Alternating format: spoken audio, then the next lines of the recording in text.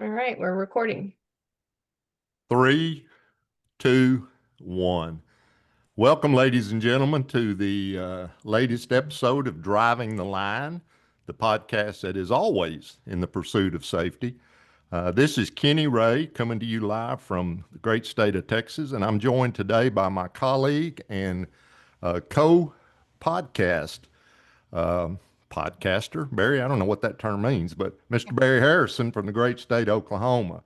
And both Mike and Jim are out today. And so Barry and I will be carrying this episode by ourselves.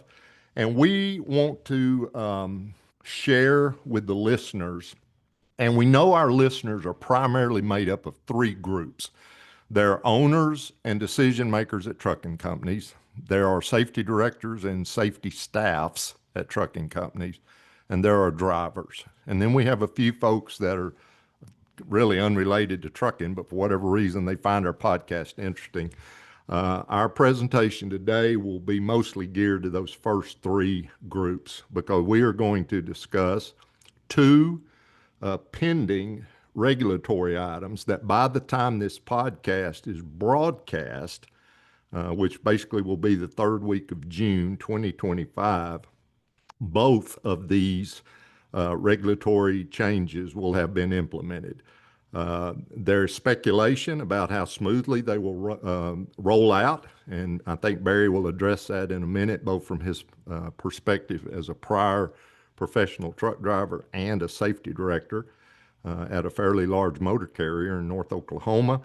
But we'll just see. The feds say that these are going to work well, and we'll just find out. But the first of those changes is the FMCSA's medical certification reporting changes that go into effect June 23rd of 2025.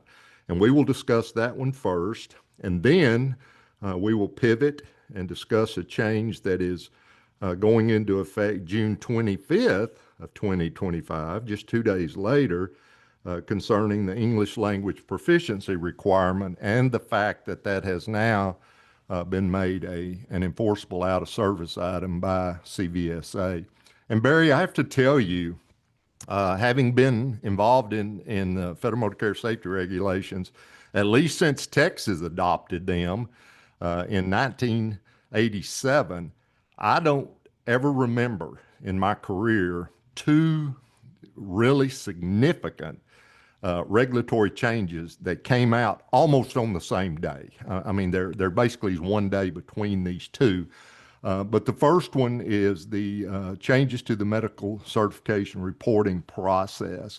And the FMCSA claims that they're making these changes for several reasons. And I'm going to lay these out, and then I'm going to get you to address them from your perspective as a former driver and as a safety director that managed the medical certification program for your motor carrier. But FMCSA is hoping that this change will, number one, help eliminate fraud through counterfeit or altered medical cards.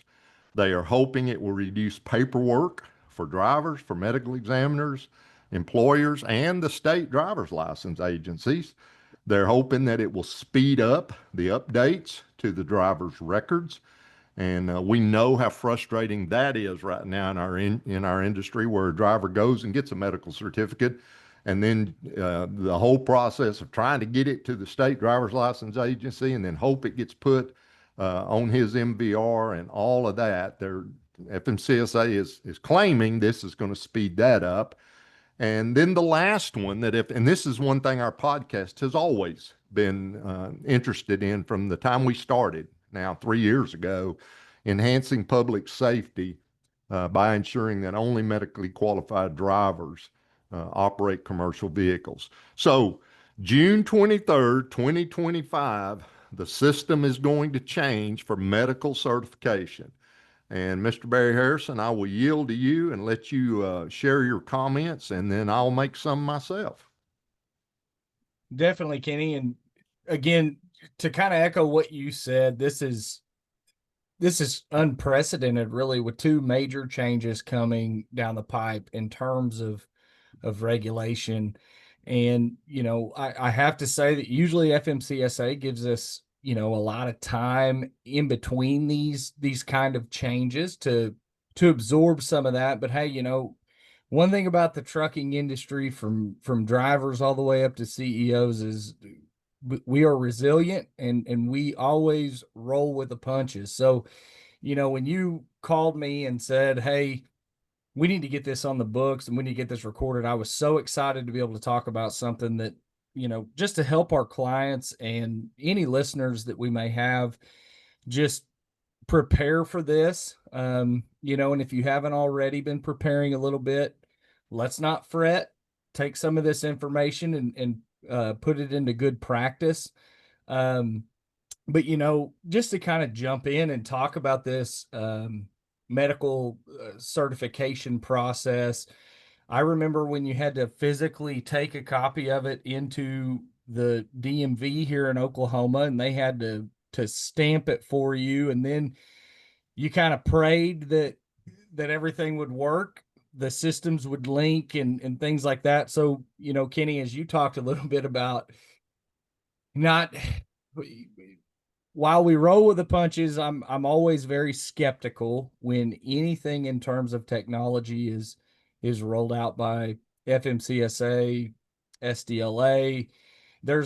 We have to think about it. There's so many systems that are having to link and talk to one another to ensure that these things are happening. And really, when I read the one of the memos that FMCSA put out, I just directly went to, in my head, okay, first of all, when is my med card going to expire? And then second of all, how does this process, how does it affect me?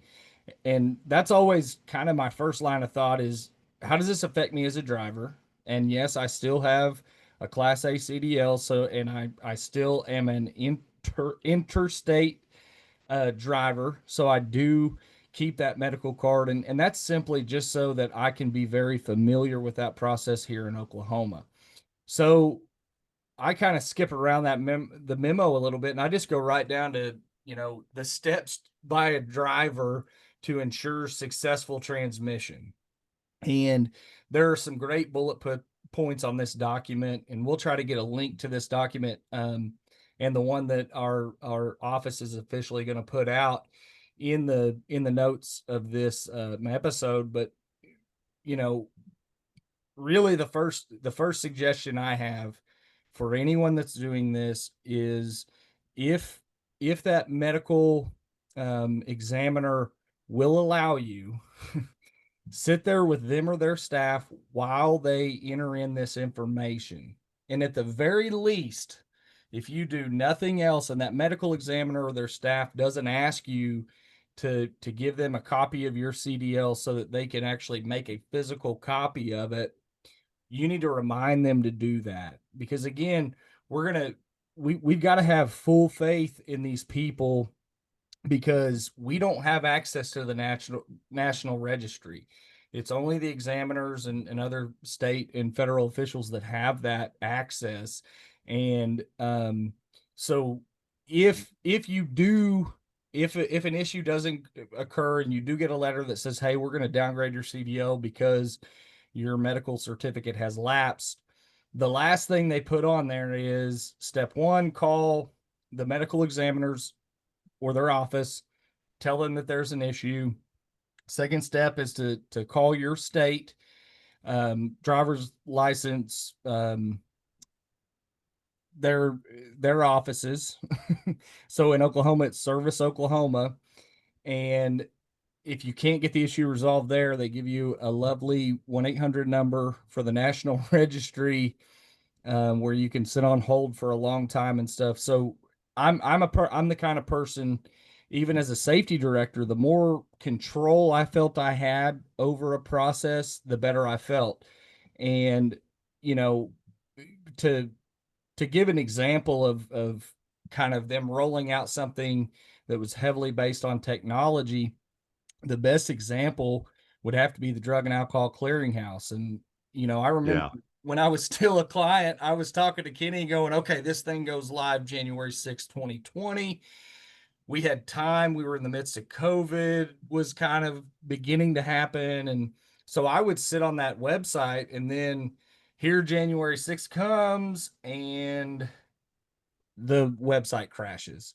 So Yeah. that's where I have some hesitation about, man, I'm not I don't have a lot of faith that it comes out real smooth, but I could be wrong and I hope I am. And that's part of the reason why we saw this pushed back by a few years because the IT departments threw their hands up and said, "Hey, we're not exactly sure this is going to go seamless." So I hope that given that time, um, it will go smooth. But again, just to reiterate, if they will allow you to stand there, sit there, whatever, and you can watch them physically put in your information, which it's gonna basically ping the SDLA website for your last name, your driver's license number,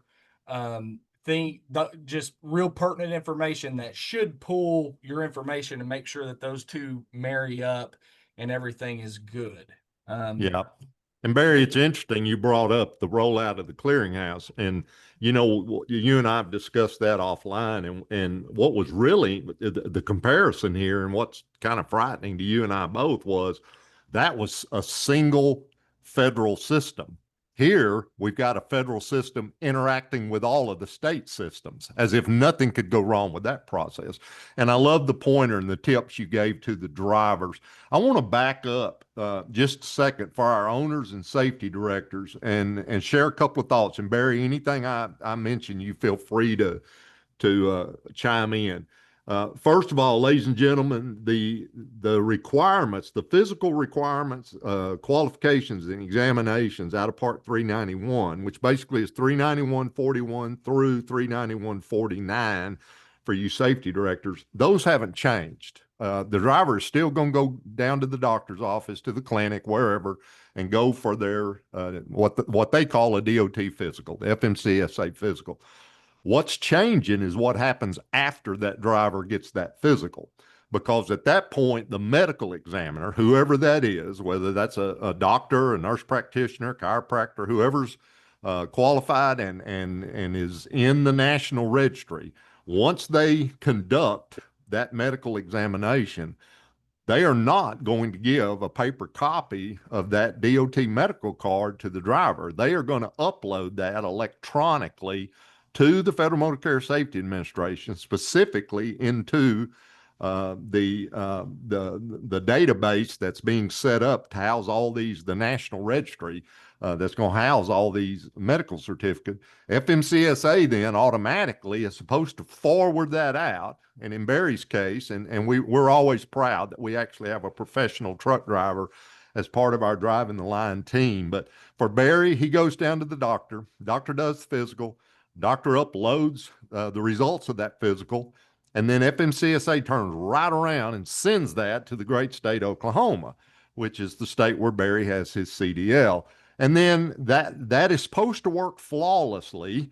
And then that magically gets assigned or gets put on Barry's MVR, his motor vehicle record for the state of Oklahoma.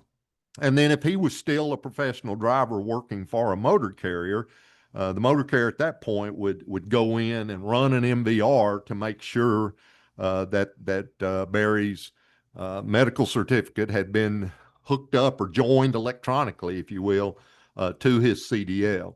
And what Barry was sharing, and it was fantastic information, is what a driver should do if that system doesn't work.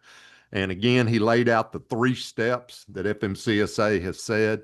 And basically, it is go back to the doctor's office, say, hey, there's something wrong. Can y'all check what you uploaded?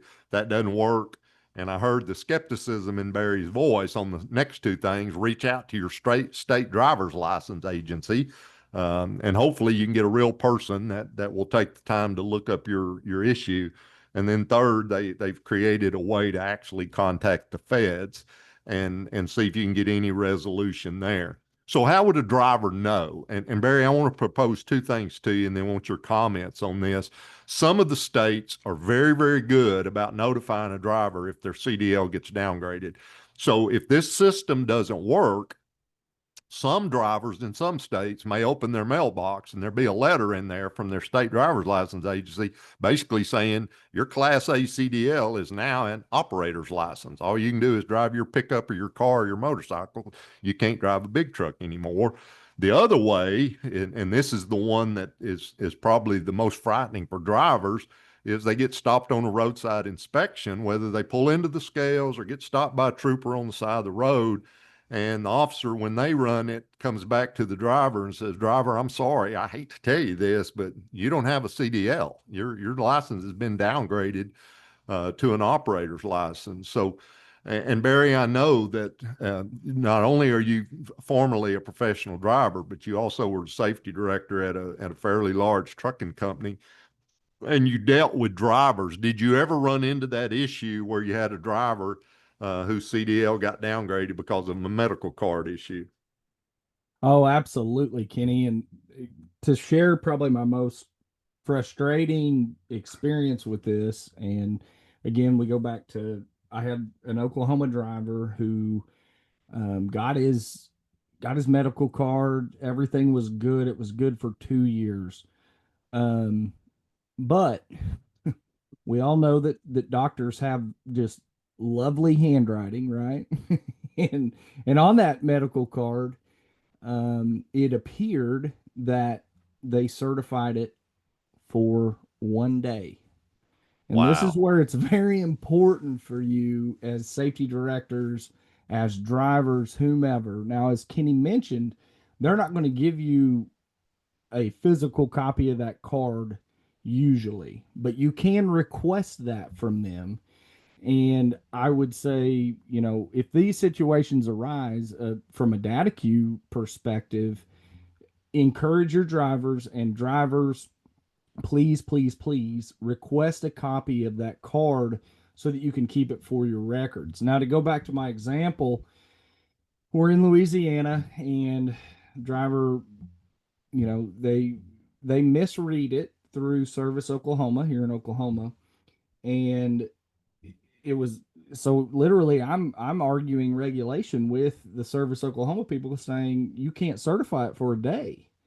This was it's yeah, it's not clear, but it's got to be for a year, it's got to be for 90 days, it's got to be for 6 months, what have you. And finally they conceded to the fact that, hey, this was bad handwriting. It's still, it cost us severely because the driver's out of service at that point, and Exactly. Yep. there's nothing the roadside inspector can do to let him go, because what he reads is gospel. So Right.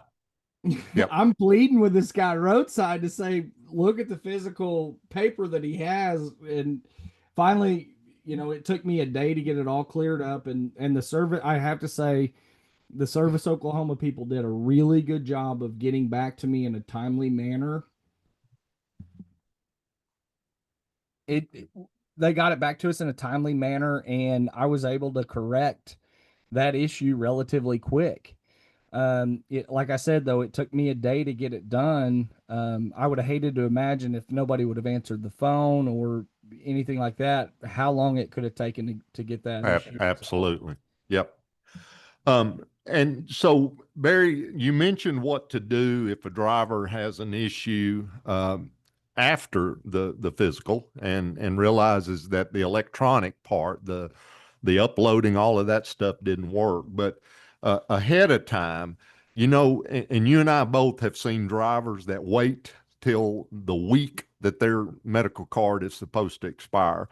And from my perspective, also as a former safety director, but certainly not a professional truck driver, it seems to me, because of the uncertainty of this process, particularly in the early stages. And again, we compared it to the clearinghouse, and the clearinghouse is runs fairly smoothly now, but it didn't at the start. So we both have a little skepticism about this process. But I think it would be beneficial for drivers to start the process much sooner than some of them often do. What are your thoughts on that about them, figuring out uh, when does my medical card expire and should I go ahead and go see the doctor now?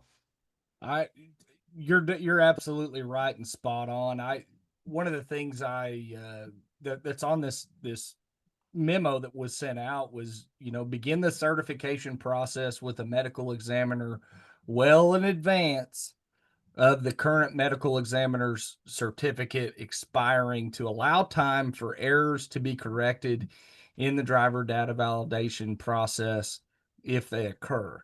So I would say at least 10 days out. That gives you 10 business days, because you have to think about it. They have until midnight of the following day. So if they did let's just say I went down to the clinic right now and got a physical, they would have to have that submitted to the National Registry database before midnight tomorrow night. So think about that. Things can happen. And if it gets kicked back, we're not sure, are they going to get it are they going to be monitoring that regularly? Or so, that's where the fear I have comes in. It's, I don't have any way to see this. Does the medical professional and their team really understand what could happen if this doesn't go smooth? So Kenny, you're absolutely right. Again, I would say at minimum 10 days out, Yeah. get in there, get seen, get your physical completed, and then that way you're still on your old card for that 10 days. And if anything happens, I would say give 5 days of quote unquote grace for if issues happen and communication has to bounce back and forth between the two softwares. Yeah, no doubt. And I think that you and I both would encourage our fellow safety directors out there to get ahead of this whole thing. Check all the expiration dates on your drivers, and you be the motivator to get them in and get them in there early. So to wrap up on the medical certification changes, they go into effect June 23rd of 2025. That's the launch date. FMCSA again says they're making these changes to help eliminate fraud from counterfeit or altered medical cards. They're trying to reduce paperwork across our industry, that is, for drivers, for motor carriers, medical examiners, and the state driver's license agencies. They're wanting to speed up the entire process, and we hope that part of it works. And ultimately, they're wanting to enhance public safety by ensuring that only medically qualified drivers operate commercial vehicles. And the advice that Barry, as a former professional driver, gives to our drivers is get in early, at least a minimum of 10 days early, and then make sure your safety director or whoever does it at your company, maybe HR, runs an MVR to make sure the process worked right. If it didn't, remember the 3 steps that Barry outlined. First of all, contact the medical examiner, see if they can fix it on their end. If they can't, or you don't get any resolution there, contact your state driver's license agency. And if you still don't get any resolution, then FMCSA has actually set up both a email and a phone number to their National Registry help desk. And Barry, one last point I want to make on this, because you and I both have some clients that have mixed fleets. Those of you that have commercial motor vehicles that do not require a CDL, so that is those 10,001 to 26,000 GVR vehicles, the medical requirements for them have not changed. Those drivers will still get an original paper medical certificate, and there's none of this process we've been discussing affects those non-CDL holders. So some of y'all that manage multiple size fleets, you're going to need to remember that nothing has changed on your non-CDL driver. And Barry, you referenced a really good publication from FMCSA. Is it the one that at the top it says National Registry 2 fact sheet for drivers, or have you got a different one than that? That's the one. Okay, all right. So and you're much more technically competent than I am on a computer. So if somebody wants to get that National Registry fact sheet, and I'm assuming that Miss Aaron will make a link for the podcast, but for people listening, what do they do? They just get on Google and type in what? That's what I did. I just changes to National Registry um, upcoming FMCSA. And it Okay. was the first one that came up, and it was right off of FMCSA's website. Okay, and they actually did a good job with that fact sheet. It's pretty easy to read and it's very, very understandable. Okay, so now we're going to pivot. So that's June 23rd on the changes to the medical certification process. Just 2 days later, on June 25th, and this one has garnered much more publicity, even outside of the trucking circles. And within trucking, there's a lot of conversation going on about that medical certification because that affects a driver, basically his or her CDL. It almost nullifies your CDL if you don't have a valid medical card. So, those of us in the industry, we're hearing a lot of conversation about that. But this second topic of the English language proficiency for drivers is even making the national news for folks that aren't even involved in the trucking industry. And this goes into effect on June 25th. And this basically what it is, it's adding out of service criteria and enforcement action to a federal regulation that has been that has been codified or in the law for many, many years. Many years. It's not a new law.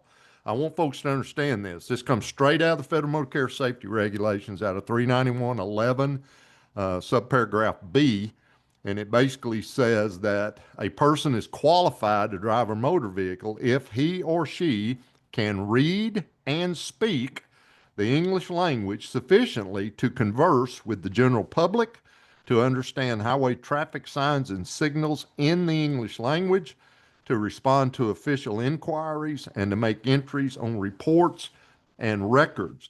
And Barry, I actually looked something up that came from a law firm has for many years been a friend to the trucking industry, and that's the Scopolitas law firm. They actually put out a white paper on this, and that English language requirement has actually been in federal law since 1936. So it's not a new law at all. Uh, what makes this interesting, and again, we never discuss politics on this podcast. That is not our role. But you would sit and say, well, if the law's been around since 1936, why is it just now an issue? It's an issue because various administrations, basically over the last 90 years, have decided yay or nay whether or not they're going to enforce it. That's the political part of it. And so the current administration that's in Washington has decided, hey, we're going to enforce this.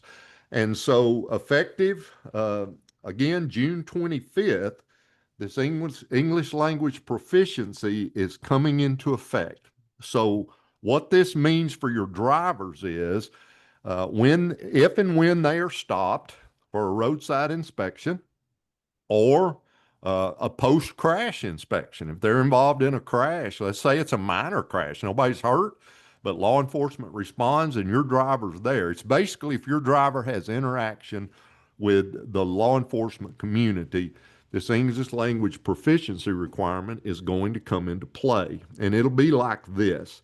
The officer will basically start a conversation, walk up to the truck and say, good morning, driver. How you doing? I'm going to do a roadside inspection on your truck. And if the driver is unable to converse with that inspector, whether it's a civilian inspector at a port of entry or if it's a trooper or a law enforcement officer that enforces federal motor carrier safety regulations, if there's any indication to that officer that this driver may not be able to meet this English language proficiency, then at that point, the inspector is going to go into a process that has now been laid out for them. And Barry, we'll talk about that process in just a second, but I've actually had some people, this has been a hot topic of conversation over the past month or so, and I've had people ask me, well, what is the purpose of this? Is it just political to, to punish people that aren't conversant in the English language. And ladies and gentlemen, it's actually a safety issue in two regards. The biggest one, and the one that's being most publicized, is whether or not drivers can properly read roadside signs that may give them an indication of a road hazard ahead of them. And this has come as a result of two or three pretty high profile crashes involving drivers who later were found to be deficient in speaking the English language, and they appear to have missed some highway signs that would have given them an indication that there was a hazard in front of them, and ended up in very, very bad crashes. The other reason is because when inspectors are doing roadside inspections, particularly if they're doing a level one inspection, it means an officer is going to physically get under that truck and trailer. Probably on a creeper. Some states have pits that the driver pulls across. But if that driver cannot understand the directions that are being issued to operate various pieces of equipment on that truck and trailer while that officer is under it, they could accidentally, inadvertently put that tractor into gear and literally run over somebody. And so it's an officer safety issue, and it is also an issue for the general motoring public. And so basically, your driver gets stopped for a routine roadside inspection. The officer walks up, begins conversation, and something keys to the officer. Hey, this driver is either not understanding me, or I can't understand him or her. And then we would basically move into this protocol. And the protocol, Barry, is basically going to be a series of questions. We're still waiting to get final verification from FMCSA what those are. However, several years ago, FMCSA posed a set of questions. They had 12 specifically, and then there were two additional ones for hazmat carriers. So the possibility of 14 questions being asked of a driver, but they're very basic things like the origin, destination of the load. How long have you been driving? How long have you been on duty? Just questions like that. And then if the driver if the officer is still not comfortable with the level of proficiency in the English language, there's actually going to be a sign test where whether the officer has a laminated card or what, we're still not real sure how that part's going to work out. But basically, the officer would show some of the standard routine roadside signs that are universally accepted across our country, including pictures of some of the newer electronic signs, those ones that the message can actually be changed on, and the driver will be expected to read what is on that sign. And so, Barry, what are your thoughts on this whole process that comes into play on June 25th about the English language proficiency requirement? And Kenny, you did an excellent job laying it out there, and what the inspectors are going to be expected to do when these drivers get pulled over. Um, I say this tongue in cheek, coming from Central Oklahoma, and I've been raised with some good old boys, and heck, even myself, sometimes I talk, and people can't hardly understand me, and so. I always laugh about that a little bit, and being able to converse with people. Um, where my mind goes is being comfortable with the roadside officer. Even if you're on the cusp of being proficient or not, it's it can be a high stress situation. And one of the questions that I saw too that they can ask is a question about a vehicle component or system. Um, to me, again, it goes back to training. If they ask an obscure question about how something works or what have you, and I don't see roadside officers doing that, but you've got to be able to explain those components and what it does, and and to the point of it being satisfactory for that officer, so that they can understand that. And the other place my mind goes with the road signs would be, if they put up when I get into eastern Oklahoma, I see those pictures of bears or other wildlife and things like that. It's there's many things that can be flashed in front of you, and even from my perspective, and I'll humbly admit, I probably need to go over those signs again and make sure I understand what they are. So again, let's not just look at this from the view of it's these people that can't speak that way that can cause these incidents to happen. Um, it could be a good training topic for you just to go over signs and make sure that people understand, what I think we've talked about it in the past. What is utility work as opposed to road work? Things like that. That's honestly when I first started reading about this a few months ago, that's where my mind went was, man, sometimes these signs are tough to understand anyway. But and I completely understand where the dangers come in. I used to talk to guys all the time about Cabbage Pass and all those big mountain passes that's where in my opinion, a lot of the true dangers come in. And that's just tough even if you're a new driver on how to navigate those passes. When you're coming off a hill, you want to be going as slow as you can. You want to, trust the Jake brake, trust the transmission so that it's going to hold you. And if these people can't understand that by seeing the signs for different grades, and you know seeing the signs for if you have a runaway truck, this is what you do, kind of thing, then boy, it is very scary what could go on. Yeah. um And Barry, before you go on with that, we've talked about kind of what this thing looks like and how a driver can encounter it. But one thing that makes this different than what's been done in the past with this English language proficiency is that effective June 25th, if a driver cannot satisfy to that officer's satisfaction that he or she can converse in the English language to answer those basic questions and to relate what the signs mean that may be pointed out, they're going to be put out of service. And and you and I have been in this business a long time. I want to make a point here.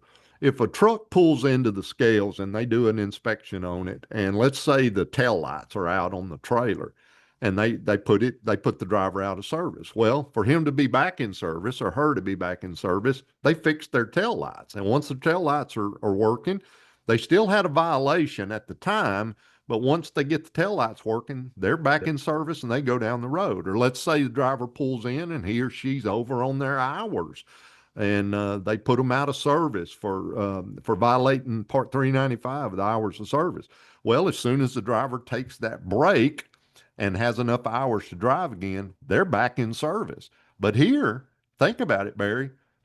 You're out of service until you can speak the English language. I mean, this is not going to be a quick fix. no. And we've got motor carriers that have some of them haul freight that is very timely. I'm thinking about livestock. I'm thinking about reefer outfits that are hauling food. And your driver's 1,000 miles from home, and you get a call from the state of Vermont. If you're out of Texas or the state of Washington, they say, we've got your driver and he's out of service until he can speak English. And they're your truck and trailer and loads 1,000 miles from home. And the point I'm making about this is we know it's coming into effect June 25th, but a lot of people that listen to our podcast are officials at motor carriers, safety directors, owners, or whatever. So for those folks, you got to start asking yourself, what can I do as the trucking company? What can I do as a decision maker at the motor carrier to be prepared? And I think you've got to think bigger than just, do I have drivers that can speak English? I mean, this starts getting into your recruiting, your onboarding, your training. I mean, you've got to start thinking, when I hire a driver, can they converse well enough in English that my truck is not going to get put out of service uh, 10 days from now, whenever I have that truck out on the road. So you've got to start thinking about that. If you've got drivers that have difficulty conversing well in English, is there a way you can coach them? Is there a way you can train them? You've got to start figuring out what am I going to do if I have drivers. And Barry, with me in Texas, and probably this affects you and Jim the same way in Oklahoma. We immediately think of the Spanish language because we have so many Spanish speaking drivers. But I was talking to Mike Bohan, one of our co-hosts, the other day, and Mike has several of his clients that Spanish is not the language. There's some motor carriers that have roots in certain of the Eastern European countries, and we've got companies that the drivers speak Russian. We have companies where the drivers speak Serbian. So it's not. This isn't a Spanish language. It's any non-English speaking, and so each motor carrier is going to have to look and say, number one, does this impact me? And if it does, what can I do to get prepared for it? Because, ladies and gentlemen, we're not getting any indication whatsoever that FMCSA is going to back off on this. And then one other thing, and then Barry, I'll yield to you and let you make final comments, and then we'll close. But some of the states are making decisions about whether or not they're going to enforce this on intra-state. And I'm down in Texas, and our enforcement agency, which is the Texas Department of Public Safety, the Texas Highway Patrol, has made the decision they're not going to put drivers out of service for intra-state movements. But it's very incumbent for our listeners to remember what the criteria between inter and intra-state is. It is based on the movement of the load, not necessarily the movement of the truck. And that is going to impact a lot of our drayage outfits that operate in and around the ports. And again, I'm in Texas, so Houston is big on our radar down here. And so we'll have a ship come in from out of the country. It doesn't matter where it comes from. That's got 1,000, 1,500, 2,000 intermodal containers on it, boxes on it, and they'll use cranes and unload that ship. And every one of those boxes will either be put on a rail car, or be put on a chassis, and a truck will come out of the port of Houston and hit a public highway there in the city limits of Houston. That is an interstate move. Even if that truck goes one block in the city of Houston, that's an interstate move. And most of our major cities, the city police department, the sheriff's office also enforces federal motor carrier safety regulations in addition to the state highway patrol. And so I'm very concerned about the impact this is going to have on drayage operations at the various ports around our country. And so I just want motor carriers to start thinking this is not just an out of service item for you to worry about one truck, one driver. You've got to look at this in its totality. How does this impact your company, your overall operation, all the way from recruiting to where you have drivers actually out on the road? And so, Barry, anything you want to add before we close this session talking about the English language proficiency and the fact the out of service criteria goes into effect June 25th? Well, one thing I wanted to add was, and if you've got trucks moving through Oklahoma, I would be remiss if I didn't bring up Senate Bill 20, which was passed this past session. And just to read a section out of it, an operator of a commercial motor vehicle within this state shall be able to demonstrate proficiency of the English language sufficient to converse with the general public, understand highway signs and signals in the English language, respond to official inquiries, and make entries on reports and records. Now, what happens if they can't do that would be a $3,000 fine to the company, to the motor carrier, and then that driver will be fined up to $1,000 or by imprisonment for not more than 90 days, or both. And just as Kenny said, they're going to put you out of service. And then what's kind of interesting about this is within 12 hours, so they're going to give you 12 hours from when they go out of service. If you can't produce a driver who can move that freight, they're going to actually call the owner of the freight, and they're going to let them know what's going on, and they're going to offer them the option to transload that onto a different truck so that they can get their freight down the road. And that's to no charge to the customer who actually owns the freight. Now, what was interesting too, and I'll tie this in with our first topic, um, they also added um, that you must possess a valid commercial driver's license to operate a CMV, right? That makes sense. Where this comes in with the med card is if I'm downgraded to a class D, that can also be in effect here. If I no longer have a class A CDL and I don't know that I've been downgraded or anything like that, you're subject to the same criteria as this English proficiency here. So we need to keep that in mind that through both of these processes, vetting drivers properly on the English language proficiency, but also making sure that we get a tried and true system in place for when those med cards are being updated so that there's no hiccup in the system so that we don't have someone driving down the road that we know did get a physical, all those things, but due to a clerical error, it's not getting pushed through. So again, create that process. Once you determine that that process does work, stick with it, and then use it on all of your drivers.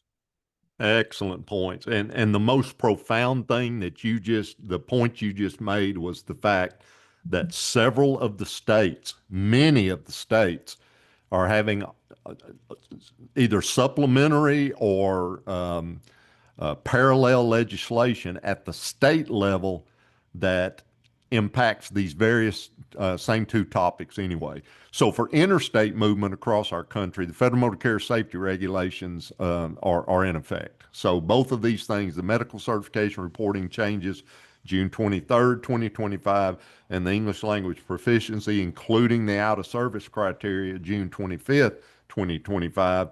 Both of those are in effect on those dates for interstate movement. But just like Barry just pointed out, it is incumbent upon you, safety directors, owners of trucking companies, figure out, are there state laws that could also impact you? And you just heard the penalties out of the state of Oklahoma, very severe. And letting you know that some of these states have enacted state legislation that could have very adverse effects on your drivers and your operation.